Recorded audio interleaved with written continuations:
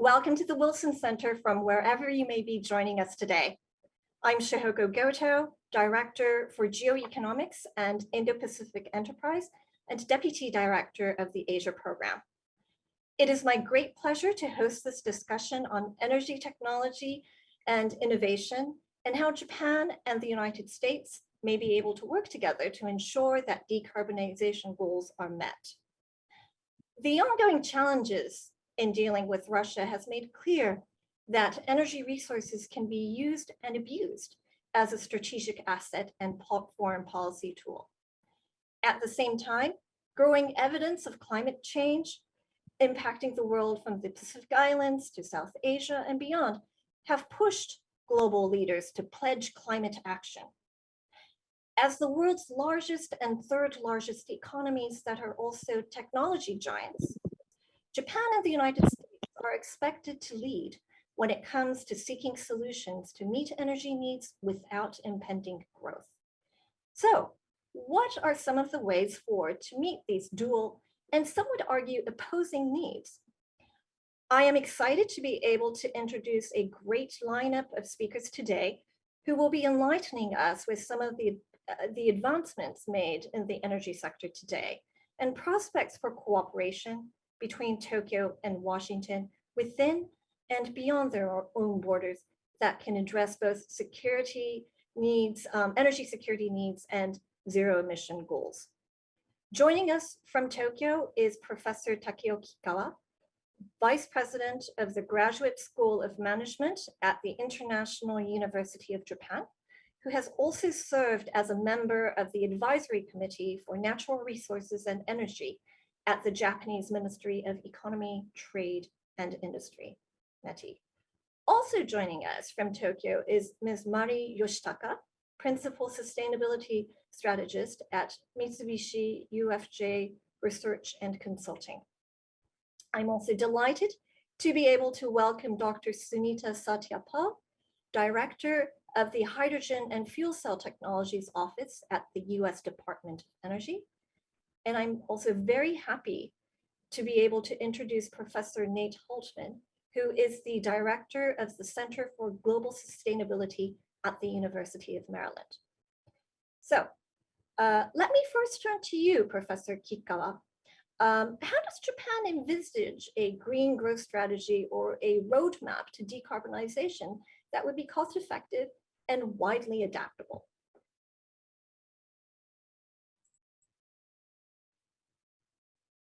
Thank you, Chairman. May I pick up my slide? Okay, my theme is the Japanese road to carbon neutrality. Next page, please. Turning point is 2 years ago, October. At that time, Prime Minister Suga's announced 2050 carbon neutral. Therefore, we Japan pick up increase NDC target 26% to 46% by 2030. And next page, please.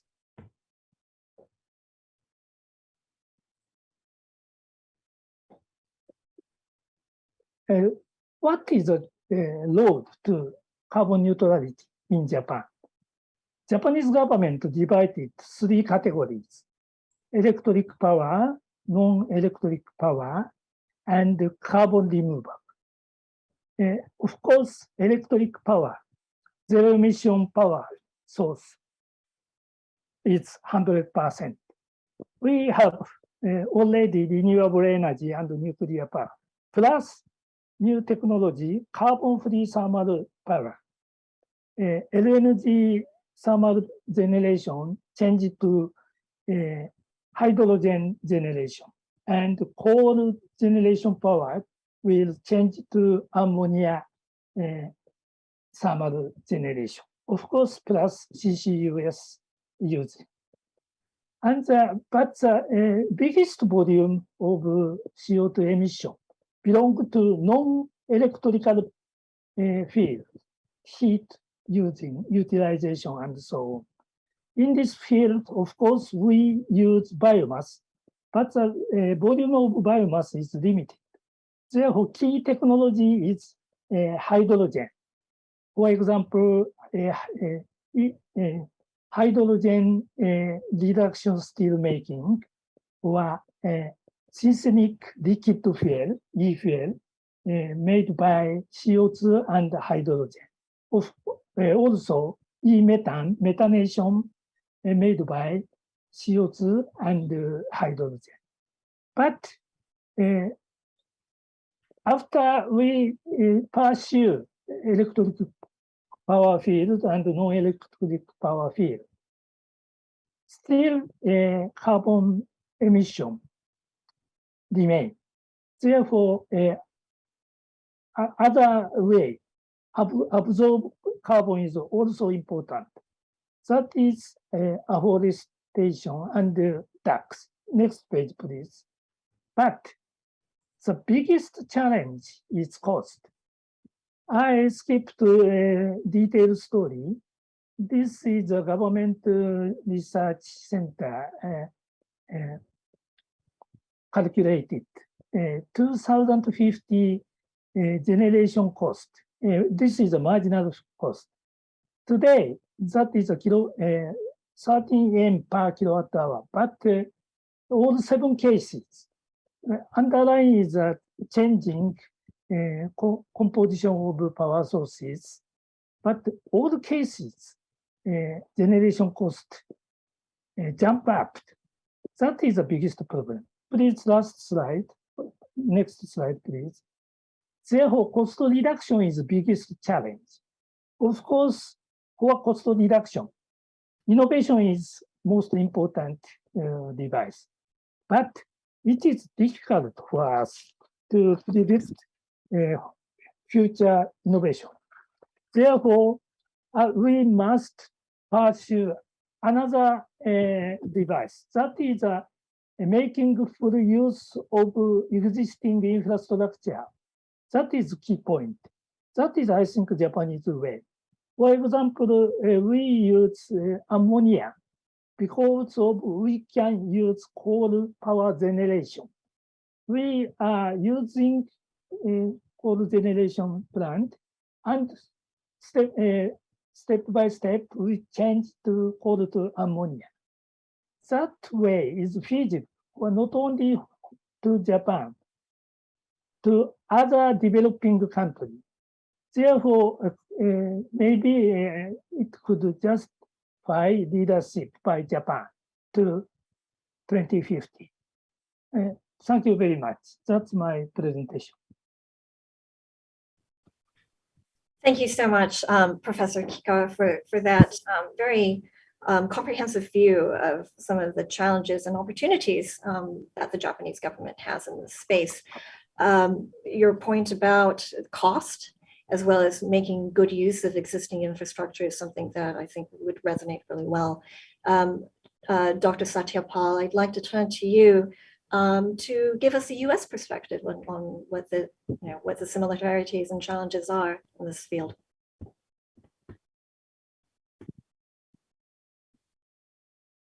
Sorry, you're on mute.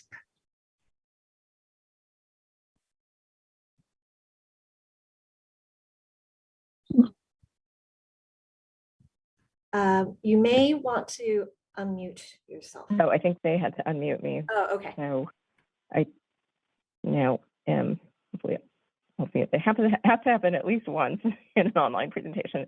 But anyway, thank you so much for the invitation. And I'd like to give just a really quick overview of the U.S. Department of Energy activities here, and really have 3 main messages.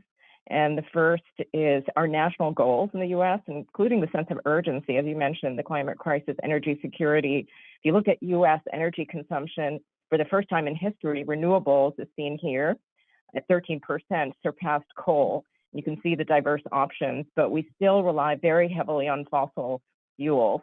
And so the high priority for the administration, as a reminder, is net zero by 2050, and very ambitious interim goals, including a clean grid by 2035. And another high priority I really want to emphasize is our energy and environmental justice. So we have, for instance, U.S. Administration Justice 40 initiative, where 40% of specific federal investments would benefit disadvantaged communities, so those who've experienced energy or environmental injustice. I think it's important for all of us as we think about scaling up the clean energy transition. So the question is, why so much interest in hydrogen? I've been in this field for over 2.5 decades. And what we're seeing is low-cost renewables available, so low-cost hydrogen, clean hydrogen. And many countries, including many here, are seeing that you need to have that carbon-free molecules, not just electrification, to meet our climate goals, especially those hard to decarbonize sectors. And so as you mentioned, again, the whole theme of import-export opportunities. This shows, for instance, the dark green, where there's low-cost solar and wind and the potential demand centers. So many billions now being invested, gigawatt scale projects, and potential for 10 to even 20% of total emissions reduction just as a result of hydrogen. And again, many people call hydrogen the Swiss Army knife of energy. So the fact that you can produce it from diverse resources, you can store it, you can use it in multiple applications, either as a fuel or as a feedstock. And we just announced the draft DOE national strategy and roadmap that's available for public comments. And basically in the US, we're looking at 10 million metric tons of clean hydrogen by 2030 and up to 50 million by 2050.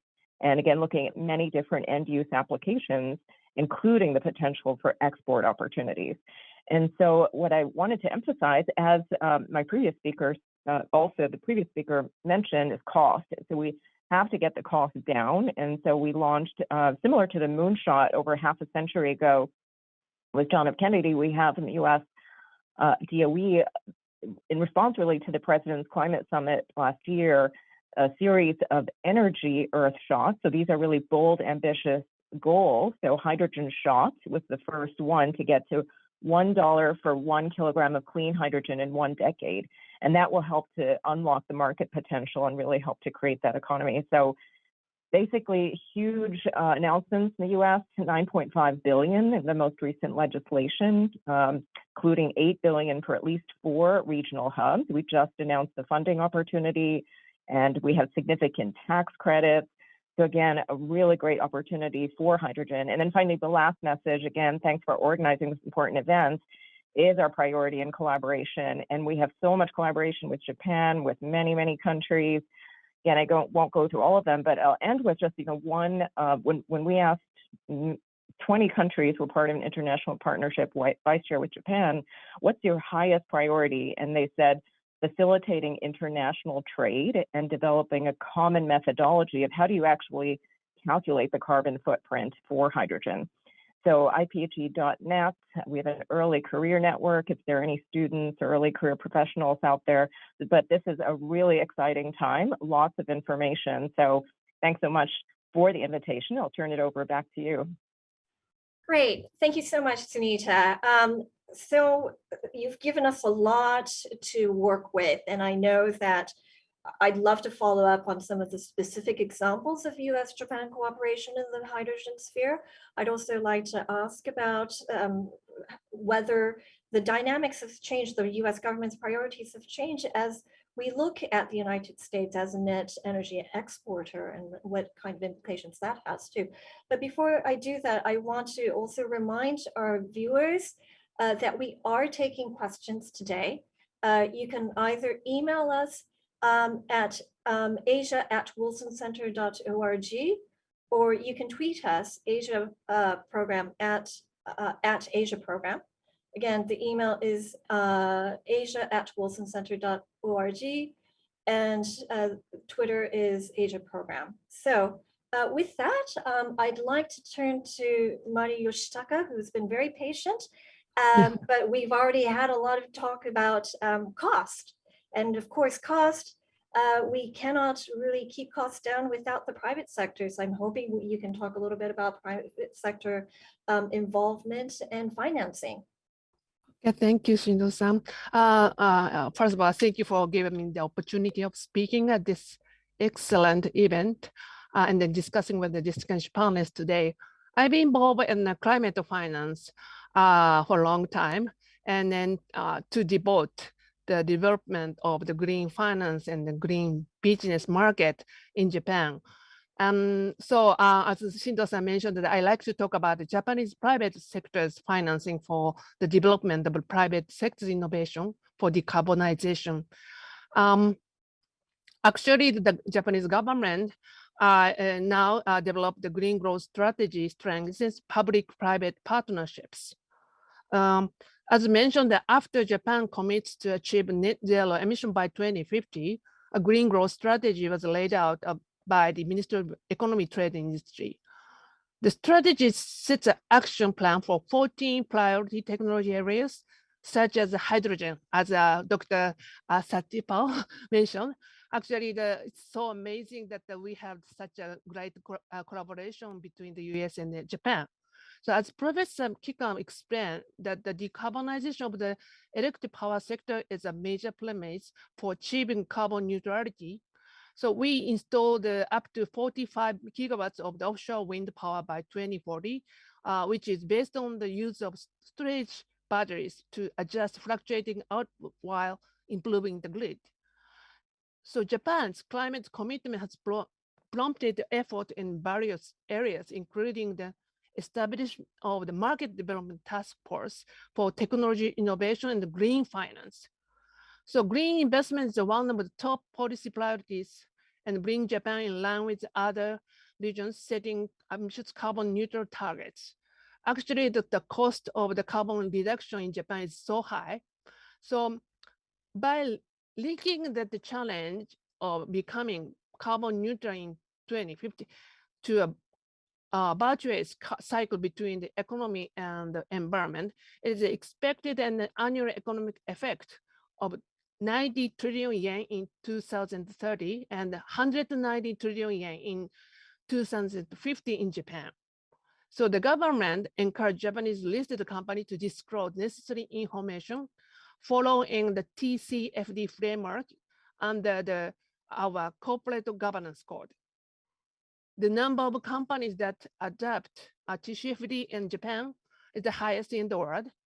The companies now start disclosing the TCFD related information in the annual security report to the investors, including the information such as specific roadmaps or plans or investment plans for them to get pathway to net zero emission world.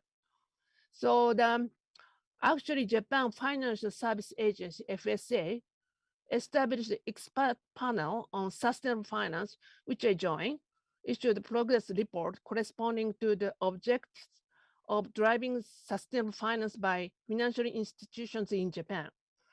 So that report mentioned that promoting the transition to a carbon neutral society and disclosures of climate-related information are emphasized. So Japan FSA's guidelines include the definition of transition finance, examples of a financial instrument that help bring about the energy transition, and then disclosure recommendation for issuer for these instruments. So the document recommends disclosing science-based decarbonization targets across greenhouse gas emission scope 1, 2, and 3. So that Dr. Satipa, mentioned about the carbon footprint measurement. It's so important for the financial institutions. So the guidelines have been published to strengthen the position of climate transition finance as a means of financing transitions, especially in hard-to-abate sectors, and introduce more funds in order to contribute to achieving the 2050 carbon net zero. So that guidelines were produced with input from ICMA and alignment with the Climate Transition Finance Handbook. So in addition, Japanese government has also launched a new subsidy scheme to boost issuance of green loans and the bond, and to mobilize blending finance between public, private, especially local, as well as international areas. So indirect finance is a main source of financing for Japanese company, and they have a very strong relationship with the commercial banks in Japan. So many of Japanese banks announced the climate policy. So Mitsubishi UFJ Financial Group our group, MEFG, declared its carbon neutrality commitment to achieve net zero emission in our finance portfolio by 2050. So MEFG became the first Japanese bank to join Net Zero Banking Alliance. So now we also established a fund to stimulate the new renewable energy market, and about 10 billion yen in phase 1, and develop the first scheme in Japan to deal with an end-to-end solution from generation to purchase for green power, including hydrogen. So as known, Japan has positioned to rely on fossil power generation as a base load power source as the best mix of energy sources and the national energy basic plan. So transition and innovation is very important. So now the government, the formation of 2 trillion yen fund for NEDO and the tax system regulatory reform are the set forth. Japan GX strategy, green transformation strategy, led a group of companies working swiftly toward carbon neutrality and succeeding internationally to lead the transformation of the overall economic and social systems. So we call this group GX League. So in the league, many Japanese companies take initiative to develop technological information as well as cost effectiveness. I think it is meaningful for Japan and the United States to learn from each other and cooperate in the green investment scheme to realize that green transformation. Thank you. Thank you so much for your insight. It is a challenge, but it's exciting to see how new instruments and new partnerships are emerging as well. Finally, I'd like to turn to Professor Holtman. From your perch as the head of the Center for Global Sustainability, I'm hoping you can shed light on what this all means in terms of national interest as much as it is about commercial interests. And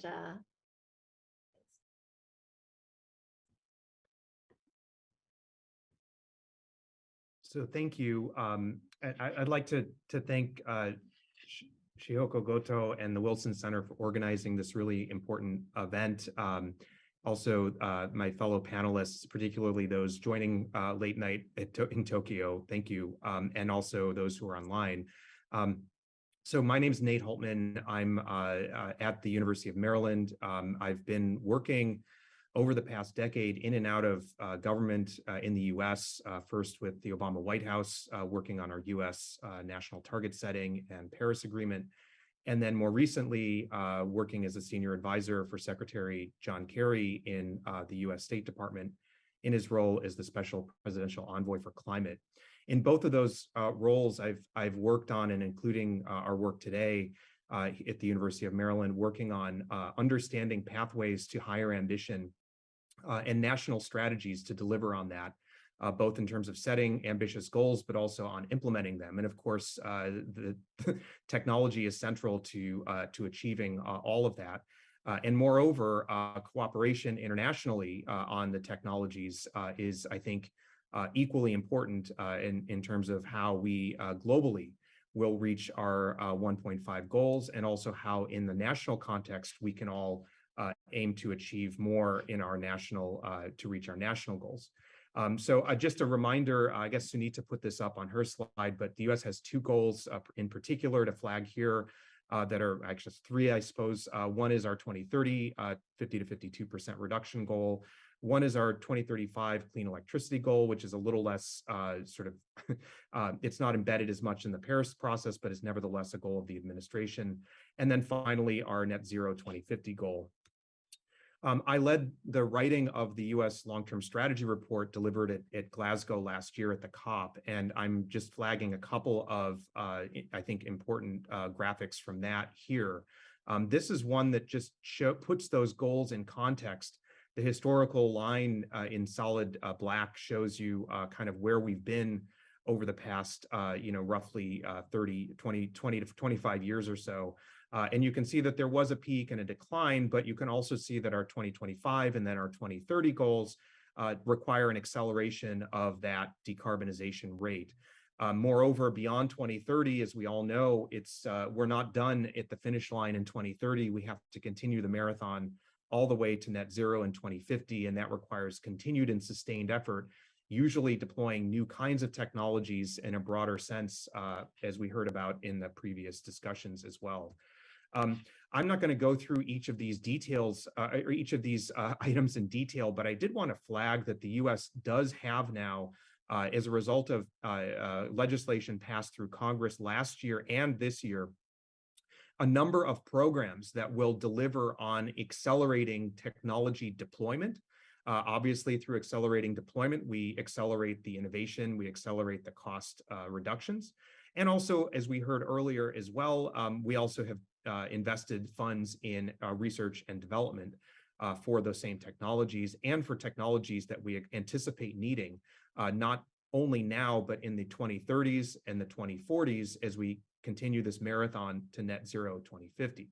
The Infrastructure Investment and Jobs Act from last year included, for example, funding for public transit, electric vehicle charging, electric buses, sustainable infrastructure, and power grid transmission.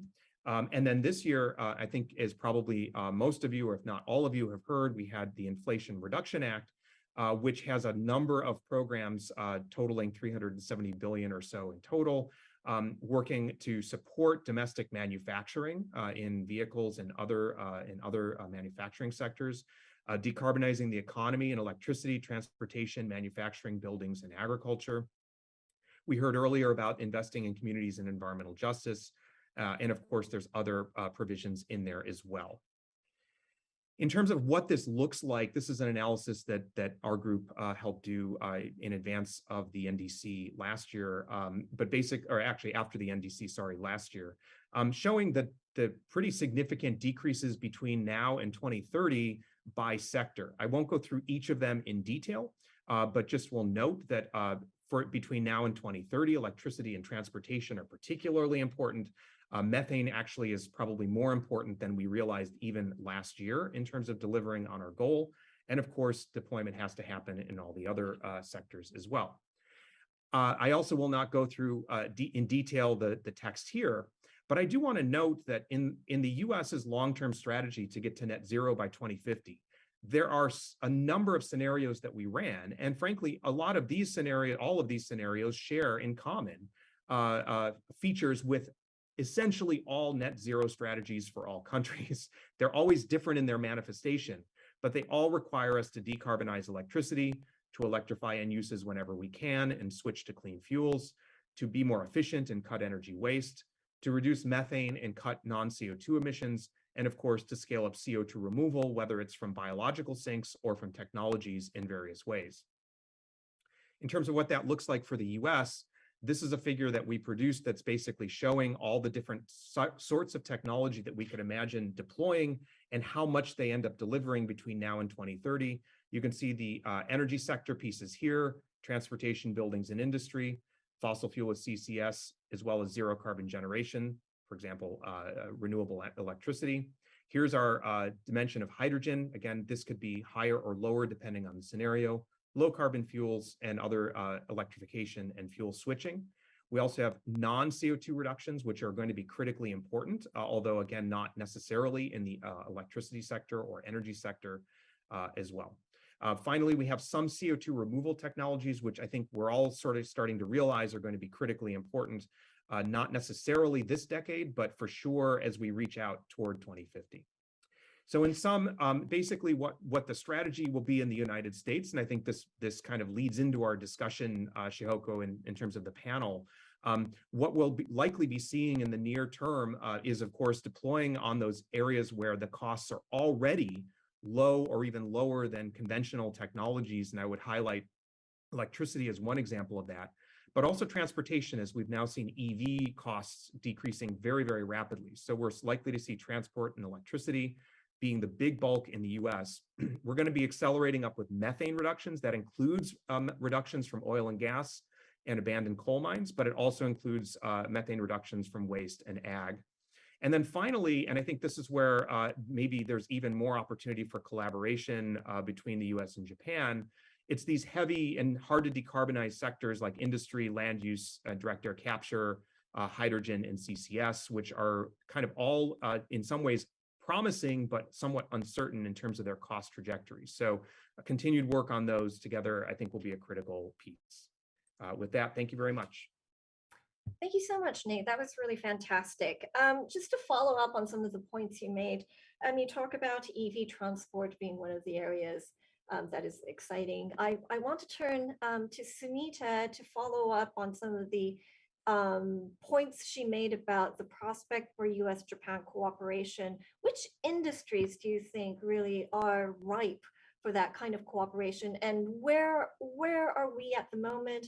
Where can we go moving forward? And I'd like to ask the same question to Professor Kikawa as well about the prospect, which industries, which sectors US-Japan cooperation can really kind of bear fruit. So thank you, Chihoko-san. It's great to hear all the speakers.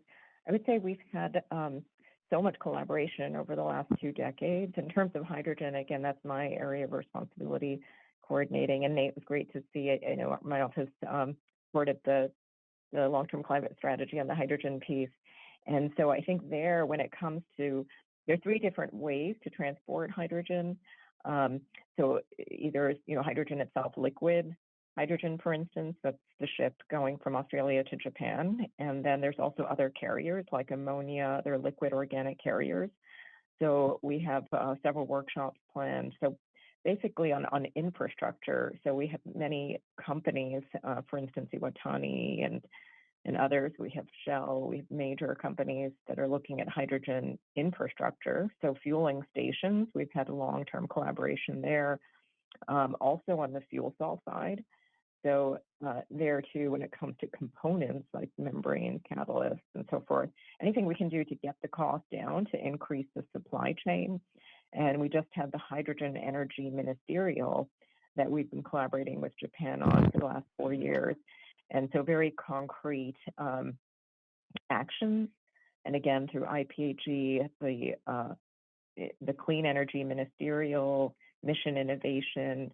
And there are a number of examples where, in addition to our bilateral with Japan, we have multilaterals with several countries. And then finally, I think the last one, maybe I'll emphasize that we're hearing again from all the countries, such a high priority is a harmonization of codes and standards and refueling protocols, for instance. So what happens with battery chargers does not happen with hydrogen. So interoperability as we look at different countries and as they scale up, ensuring that we have consistency, certification as well. So in terms of that, clean hydrogen and carbon intensity. So those are some of the main ongoing areas of collaboration. Great. Professor Kikawa, if you have. Yeah, I agree with her opinion. The most important sector or industry is hydrogen. But I think the biggest challenge for hydrogen, I think the lack of demand. Because, right now in reality, there is no global supply chain as far as hydrogen concerned. Why? Demand is enough, I think. What is the most important demand? I think hydrogen power generation. I hope US first step will be opened at the Utah State. A big size hydrogen power plant will be opened 5 years later. 2 years later, until 2 years later, Holland Magnum plant is the first, but Netherlands plant is delaying now. Therefore, I think, I hope the success of hydrogen power generation in USA. That's my point. Great. Thank you so much. I'd like to turn to a question that we've received. It's from Nadeem Khalid at CCPL, and he asks, global greenhouse emissions have led to climatic disasters. Recent example is Pakistan, which saw its worst flooding in its history, wiping out entire communities. And of course, what can be done to alleviate these kinds of natural disasters. And of course, it's not alone to Pakistan. We've seen the Pacific Islands really stepping up their concerns about their very existence being in jeopardy as a result of climate change and the rising seawater levels because of the water temperature rise. What are some of the opportunities for Japan and the United States to work together in the Indo-Pacific region to meet not just the climate goals, but also ensure that they're not risking their own growth as well? Because as Pakistan, as these countries look to mitigate some of the challenges of climate change, they also want to ensure that their economies are sound and they actually go up the value chain as well. So I don't know if anyone would like to take a first stab at that. And I know that Professor Kikawa has some ideas, but Yeah, it is not so easy to answer it. But climate change is very, we cannot stop here. We must go to a carbon neutral world as soon as possible. That is the important point. They say in Japan, some media say, after Ukraine crisis,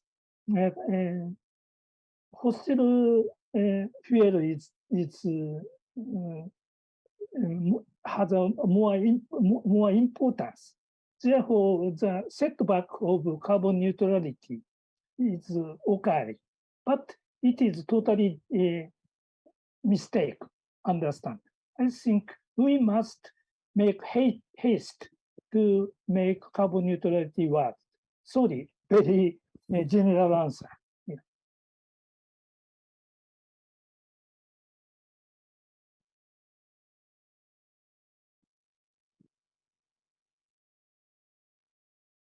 thank you.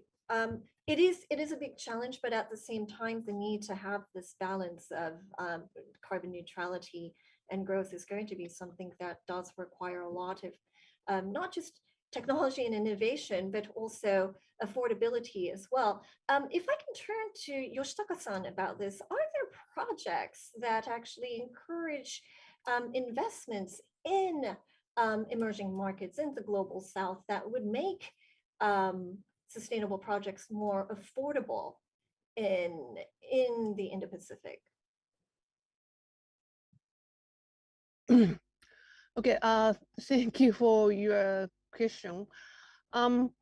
Actually, as I mentioned, that in the Asia-Pacific area, they still need fossil fuel powers to develop their economy, and again that the transitional finance or transitional financing project is very important. And actually, the day before yesterday, the second meeting of the Asia Green Growth Partnership Ministry meeting was held by the Ministry of Economy, Trade and Industry. A group of major financial institutions from around the world has compiled guidelines called Asia Transitional Finance Guideline for providing finance support for transition to carbon neutrality in Asia. By presenting the guideline, the aim is to promote effort in Asia for carbon neutrality while using various technologies. Still that the hydrogen or such a technology is not so adapt to their economy. So since uniform green standard alone may not provide enough financing in developing countries, so they try to provide financing for transition effort based on the actual situation of each region. So actually in Asia, where it is not possible to rely on renewable energy due to geographical restrictions, the utilization of various technologies such as zero emission thermal power using hydrogen and ammonia is essential for carbon neutrality, as Professor Kika mentioned. So each country should formulate a roadmap and the suits them. So whether a project is consistent with their country roadmap, actually the criteria for determining whether or not to attach transition finance. So the guidelines have been developed by the Asia Transition Finance Study Group, which was established in September 2025, last year, under the leadership of Mitsubishi UFJ Financial Groups. So now there are many big banks, including the US bank, join this group. The guidelines maybe provide that promising technology appropriate in Asian region or Indo-Pacific region to promote the more projects. Sorry, I cannot say that any specific project, but the financing, transition finance is important for any project in the Indo-Pacific. Thank you. Thank you so much. And I know, the international financial institutions, including the Asian Development Bank as well as the World Bank, but especially ADB, is really being eager and supportive of this transition to finance transitions in energy as well. Nate, I actually want to turn to you about US political leadership. You worked with John Kerry, the Obama administration. The current Biden administration is very supportive of trying to meet these carbon neutral decarbonization goals. Of course, the United States, there is a lot of support for that endeavor, but there is also a lot of opposition, if not simply cynicism, about that approach. What is the expectation for US leadership moving forward? Will a change in government or a change in ideology in the White House lead to the United States reversing some of the goals that it has? Or how do you see the political risk within the United States? Well, I want to thank you for asking that difficult question.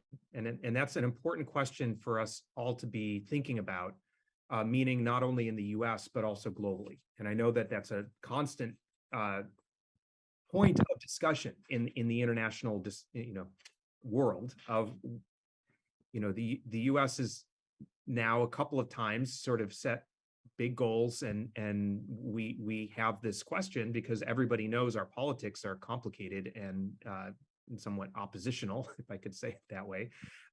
So there's a possibility, and I think that's really important to recognize. There is a real possibility. I don't think it's any guarantee, but there is a real possibility that the White House, over even this next cycle or in future cycles, will change from the current leadership. I think that's quite important, and one of the things that I've been involved in particular during the time when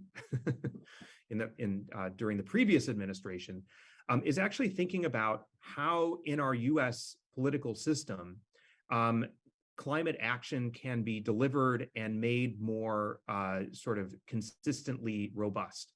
And one of the important lessons of that period, I think, is I'll say it very briefly, and we could always talk more if people have questions. But one of the important lessons is that if we're thinking about this transition, and Professor Kikawa sort of mentioned this in his recent comment, it's incredibly challenging. It's incredibly difficult.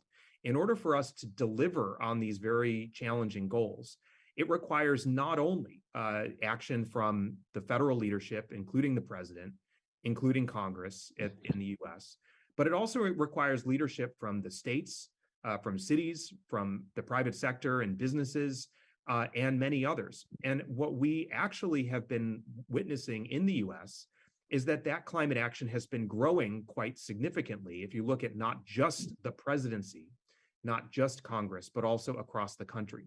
So I would very strongly believe that first of all, while there is a reasonable chance that, that things will change, not maybe this year, but maybe in the next decade, there's likely to be some switch. There always is in countries, right? Things go back and forth in terms of leadership. But as we think about the longer term play, the 5 to 10 years in the US, my feeling and our work has shown that a lot of this work does end up being more robust over time because you embed the climate action more broadly across all of society. In addition, some of the work that's actually been delivered by this Congress and this president is work that will actually stick around. If you think about, if you build a new building that's efficient, that building will stay efficient, right? Like that doesn't change if the political winds shift. Now, not all technology deployment is like that, but at the same time, as we look to a world where there's more and more low carbon technology deployed through including the Inflation Reduction Act and the IIJA, like I mentioned, and you kind of couple that with the fact that in the United States, support for clean energy and clean technology is actually quite strong. If you decouple it from climate, it's actually sort of pushing 70 or 80%, depending on how you poll. So ultimately, it's not a perfect answer, but ultimately, I think that we can have confidence. In fact, we're likely to hit our 2025 target. We'll see, but I think we can have confidence that there is a lot of deployment happening. Much of the policy that's being deployed will be sort of sticky, will be retained. But of course, we know politics, when things change, that will of course affect the overall ability to hit the goals. But happy to talk more about that. But thank you for the question. Thank you for that very diplomatic, but also forward-looking answer. I greatly appreciate it. You talk about not just Congress and federal policy, but the importance of the states as well in the United States. Now, I have a question from Mead Treadwell, who is the co-chair of the Wilson Center's Polar Institute Advisory Council. And Mead asks, Alaska has been identified as a possible recipient for carbon dioxide captured from flue gas in Japan, as it can be ejected into old gas fields, aquifers, and coal seams. What cooperation between the United States and Japan could help determine the best sites and economics for this process? And what are the prospects for cooperation between the two sides? I don't know if anyone would like to tackle that question.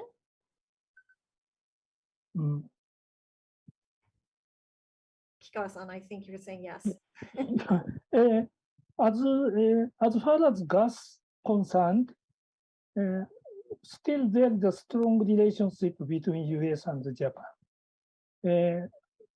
We are now increasing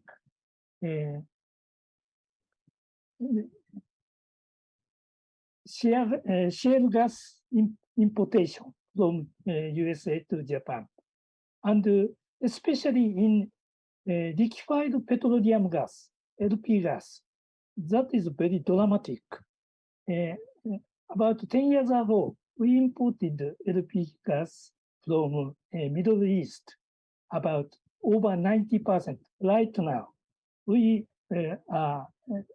all of them are importing from USA. That is a very big change. Therefore, as far as gas concerned, we still have a strong relationship. But right now, to get struggle to get natural gas is very, very severe all over the world. Therefore, the price is very expensive. That is a problem, I think.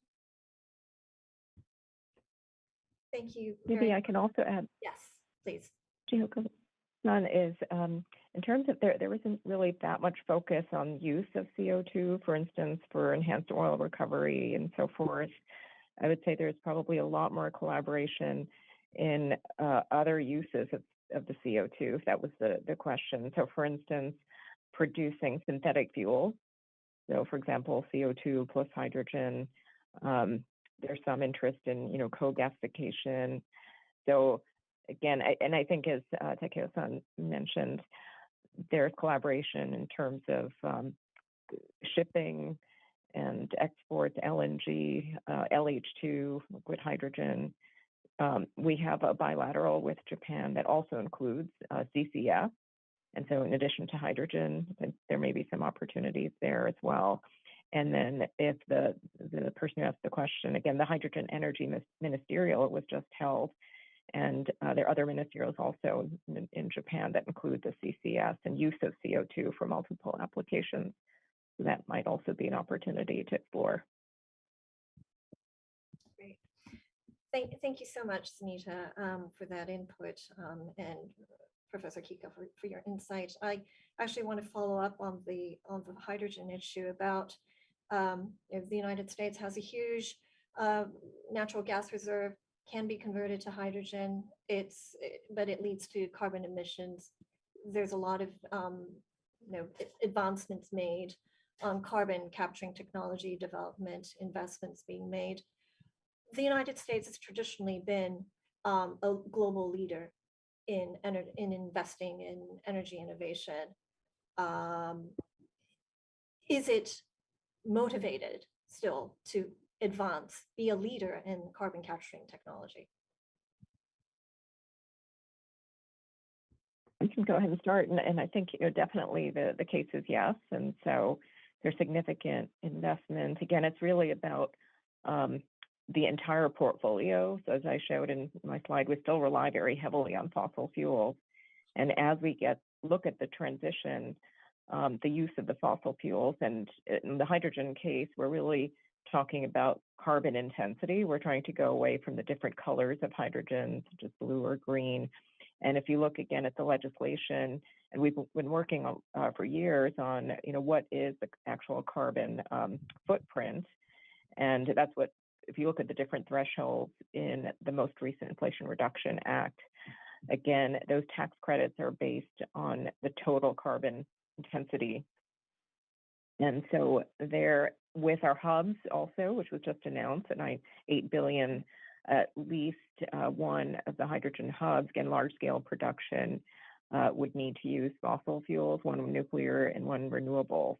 And so again, there's a big opportunity there. Again, we produce in the U.S. 10 million metric tons of hydrogen and about 10% of the global capacity.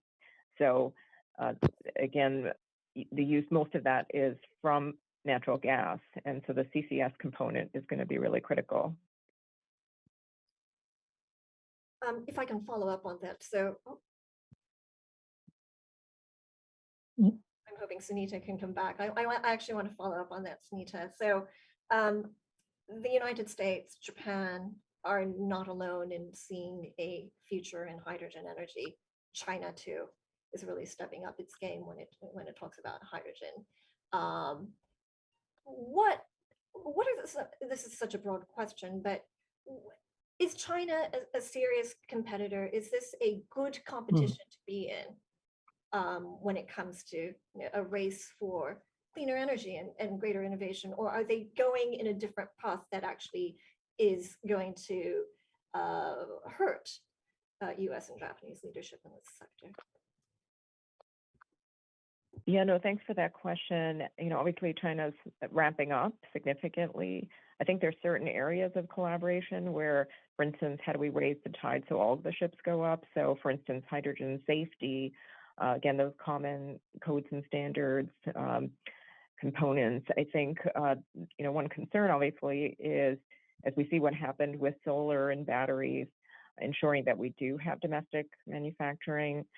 We don't rely as much on critical materials. We just released, as you probably saw, the White House released the critical materials supply chain report. And as opposed to lithium, we don't rely as much on platinum group metals, one of the major components for fuel cells and electrolyzers. And there also, we're looking at how do we ensure sustainability, recycling, domestic reserves.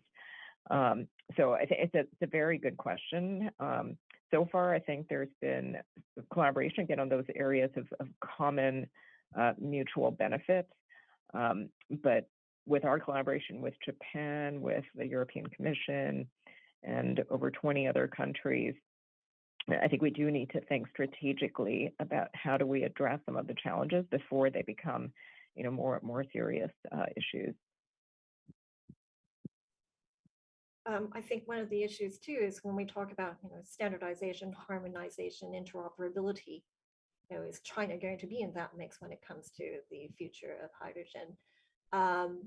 Nate, I don't know if you want to add anything about the China competition in the hydrogen space. I think Sunita said it well. I think one thing that is just, I think your kind of framing question, Chihoko, was quite good, which is, sort of, hydrogen, there are probably not that many, competitive issues with hydrogen as there might be with some other things. I'm not the final arbiter of that, by the way, but that's kind of my own personal view. And so in that sense, again, when we kind of take a step back and look at the challenge of delivering on global, net zero by roughly, mid-century or a little, roughly mid-century, including, frankly, net zero in China by hopefully 2050, that, I think it's quite important for all of us, and particularly those countries with, sufficient ability to advance the technology, to be putting, significant effort into that. And if it so happens that innovations kind of arise out of China that we can all use, then that's actually great for, global 1.5 trajectories. Like I think Sunita said, though, there's always the question, there's, at some point there's innovations that are, widely shareable and usable, and that's what we want. If there are innovations that are not widely shareable and usable, that can, that doesn't necessarily help 1.5 trajectories. And so that's kind of a, that's just something to be watching for. But ultimately, I do think that, deployment, even, encouraging Chinese domestic deployment is actually going to be really important for us all to kind of achieve this 1.5 trajectory. So I think on balance, it's something that I think is quite important for China to be looking into. And I think could, in fact, depending on how things play out, it could, in fact, be beneficial more broadly, but we'll have to see about that.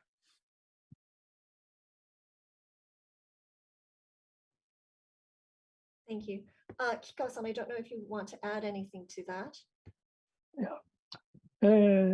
For Asian countries, Asian Pacific region countries, the relationship with China is the most important nervous problem because of the influence of decoupling of U.S.-Chinese relationship. Influence is very huge, but many Asian and Pacific countries have a deep economic interdependence relationship with China. Therefore, we have some kind of dilemma. That is very severe problem in reality base. For example, U.S. is right now energy exporter, but we Japan and China, Korea are importer. In that meaning, we are same side with China. That is a problem. Therefore, international collaboration is of course important, but we must think not only energy matter, but also economic matter. That is a problem, I think. Thank you. Just a reminder for those who are watching us online, we are taking questions. You can email us asia@wilsoncenter.org, or you can tweet us at Asia Program.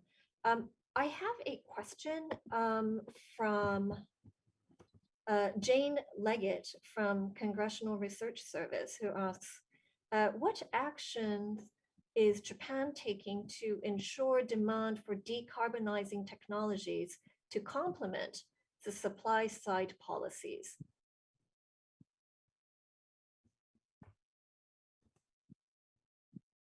Mari-san, please. So you mean that the support for the electricity company that you mean, supply side? That is how I am interpreting it. Yes. Okay. Well, actually, there are so many various support for the electricity company, but we have some problem for the grid, as you know, and actually now one of the decarbonization policies in Japan is to create 100 decarbonization model local areas nationwide. So I am a member of the selection committee to pick up that 100 model areas to enhance the grid as well as introduction of the renewable energy in that area. So various technology and ideas have been proposed. But in addition to the technology, local financial institutions and local government are involved with that electricity company, grid and the deliver company. And they try to create that the decarbonized ecosystem based on the demand side control, which is one of the Japan's strengths. But on the other hand, actually virtual power purchase agreement is not progressing in Japan. That's our weakness. On the other hand, actually the U.S. is now popularizing that VPPA.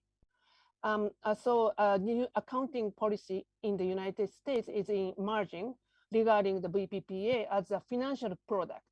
It's so actually impressed for us. So actually, why don't we share the kind of the finance innovation for a new technology toward the supply and the demand side of electricity is a very good field, good area to collaborate each other. It's very interesting. Thank you so much. And thank you for the question too. So let me change the topic a little bit. So earlier this month, the Pentagon hosted its first ever energy expo. It was in the courtyard in the middle of the Department of Defense. One of the projects that was on display was a hydrogen-powered drone. And it really was an opportunity to showcase some of how fuel efficiency and stealth power that like EV, electrically fueled powered products can provide. It was an opportunity to see an alignment of defense concerns and climate concerns as a national security challenge. Do these kind of pairings, on the one hand, you have the Pentagon, the Defense Department, really focused on energy and energy security and environmental sustainability as a byproduct of that. Does this open up prospects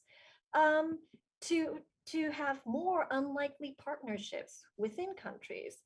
And what could be some other partnerships that could actually get more people to get invested in this sector? And I'm actually going to turn to you first, Nate, because I do think one of the challenges, of course, to have more political momentum, to have greater kind of buy-in from communities is to widen the tent, right? So it's not just this liberal left of center concern, it is a concern for all. It's an economic issue, it's a security issue, it's a defense concern, it's a national priority. Are there pairings that we're kind of missing here that we could tap into? Yeah, thanks. That's a really interesting question and an important one, and I think you really hit directly the critical piece that I think has come up a couple of times in our discussion, all of us today, which is about expanding partnerships and expanding, the group of innovators and private sector actors and political engagement and political support that are thinking in their own and creative ways about how the climate issue, the emissions reduction issue, kind of refracts down into their space, right, in some way. And again, I presented a very, broad economy-wide analysis type of perspective. But of course, it's actually quite important to say that's not how the work gets done in that kind of very broad economy-wide perspective. And I also, appreciate the comment about the kind of net zero communities. I forget exactly the term, in Japan, where there's different sort of clusters of communities or sort of constituencies or stakeholders working on how does this impact our lives? How might we respond?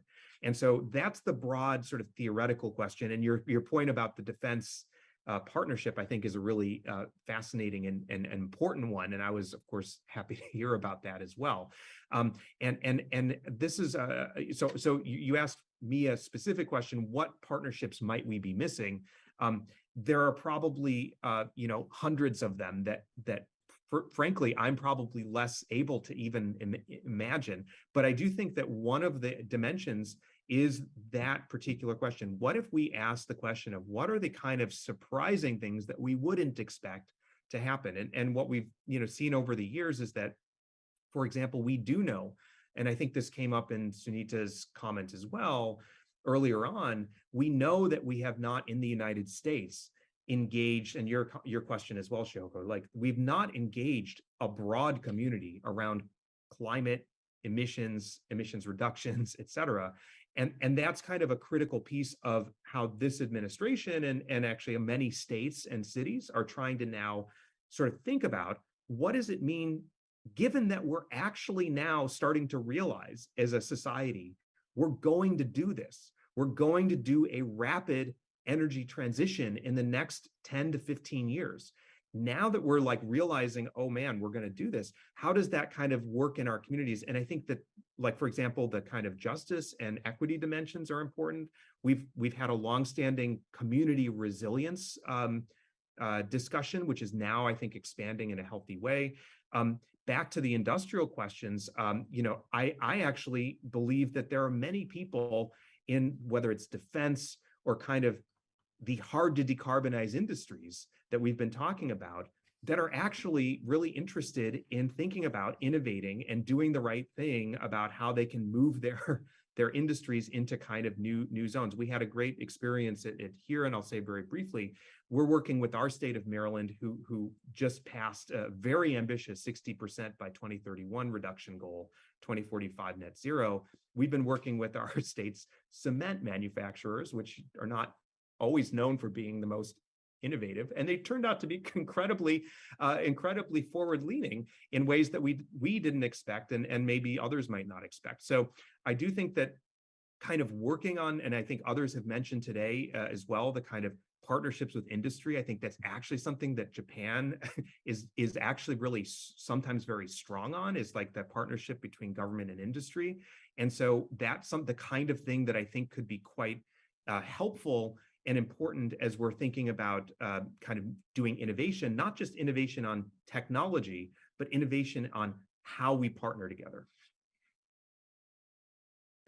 Thank you for that. So in Japan, circumstances are quite different from the United States. I don't think there's really any real significant public opposition to the need to diversify Japan's energy base, to really look into next generation energy sources as well. Kikawa-san or Yoshitaka-san, I wanted to ask you about how Japan might be able to support the United States in ensuring that this dialogue, this momentum that Washington has at the moment to develop and invest in clean energy technology, can Japan actually help the United States politically to ensure that there is greater engagement?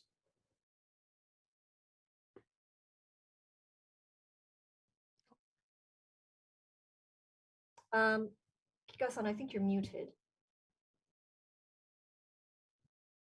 In my opinion, we have already very strong collaboration. For example, The first hydrogen thermal generation will be appeared in Utah. The core technology of the power generation is Mitsubishi Heavy Industries carbon turbine. And the biggest world CCS project, CCS EOR project, is Petron Nova Parish in Texas. That company is 50 joint venture between Japanese and US companies. Therefore, we have a very key point. Already began a collaboration. That key point we should make more and more. That is very important point, I think.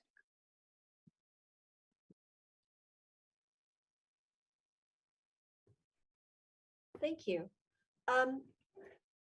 This is a topic that is really necessary, not just for the growth of the Japanese economy, the US economy. It is an existential issue as well as we face these climate challenges.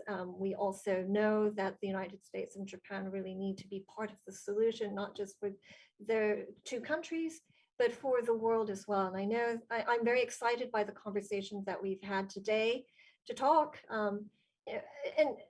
and assess some of the innovative ways that we're addressing the issue and innovative partnerships in technology, but also beyond as well. So I'm afraid our time is actually up, but I do want to thank our speakers, Professor Kikawa and Ms. Yoshitaka in particular, for joining us at such a late hour. I really want to thank Professor Holtman and Dr. Satyapal for joining us today to ensure that we have a very good perspective, a US perspective as well. I want to thank you for tuning in today, and I really hope that you will be able to we will be able to continue this conversation as we see greater developments. But for now, thank you, and we look forward to seeing you again soon. Bye-bye.